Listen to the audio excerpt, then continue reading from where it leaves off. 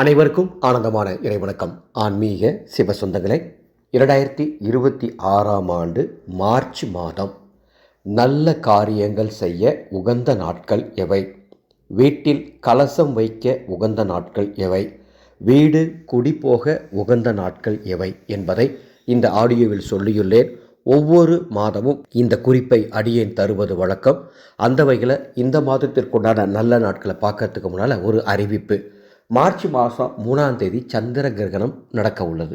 அந்த கிரகண நாளில் கிரகண நேரத்தில் ஒரு வாட்ஸ்அப் குழு அமைத்து அந்த வாட்ஸ்அப் குழுவின் மூலமாக அதர்வன வேத முறைப்படி குலதெய்வ பிரயோக மந்திர உபதேசம் வழங்கப்பட உள்ளது. அதற்குண்டான குரு காணிக்கை எவ்வளோ, அந்த குரு காணிக்கையை எந்த நம்பருக்கு கட்டணும், என்னுடைய வாட்ஸ்அப் நம்பர் என்ன, எல்லாமே டிஸ்பிளேல கொடுத்துருக்கேன்.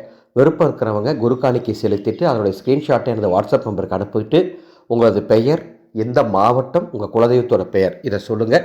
மற்ற விவரங்கள் உங்களுக்கு வாட்ஸ்அப் மூலமாக வழங்குவார்கள். மார்ச் மாதம் உங்கள் வீட்டில் நிரந்தர கலசம் புதியதாக வைக்க அல்லது ஏற்கனவே வைத்துள்ள கலசத்தை மாற்ற நல்ல தேதிகள் மார்ச் 1, 3, 5, 6, 8, 9, 15, 16, 17, 22, 23, 24, 25, 29, 30 ஆகிய தேதிகளில் கலசம் மாற்றிக்கொள்ளலாம் அல்லது புதிதாக வைப்பதாக இருந்தால் வைக்கலாம்.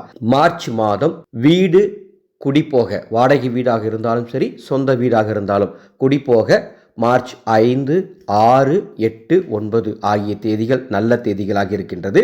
வாடகை வீடு மாறுவதாக இருந்தால் மட்டும் மார்ச் 15, 16, 25 ஆகிய 3 தேதிகளையும் பயன்படுத்தி கொள்ளலாம்.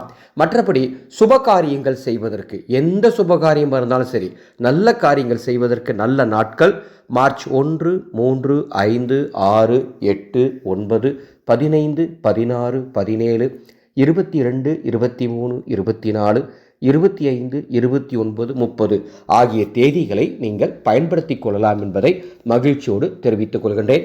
இந்த ஆடியோ பதிவை உங்களுக்கு தெரிந்தவர்களுக்கும் பகிர்ந்து கொள்ளுங்கள். அன்பு சொந்தங்களே, ஆனந்த ஒளி அறக்கட்டளை அன்னசேவா குழு என்ற ஒரு அமைப்பை நடத்திட்டு இருக்கோம். இந்த அன்னசேவா குழு ஒவ்வொரு நாளும் அன்னதானம் செஞ்சுட்டு இருக்கோம். எங்களது அன்னதான சேவைக்கு நிதி திரட்ட 3 அற்புதமான தீப எண்ணெய்களை தயார் பண்ணி கொடுத்துட்ருக்கோம். மந்திர சக்தி ஆனந்த ஒளி தீப எண்ணெய், குலதெய்வ ஆகஷ்ட தீப எண்ணெய், இறந்தவர்கள் மோட்ச தீப எண்ணெய். இந்த தீப எண்ணெய்களின் விற்பனை மூலம் கிடைக்கும் தொகை அன்னதான தேவைக்கு பயன்படுத்தப்படும்.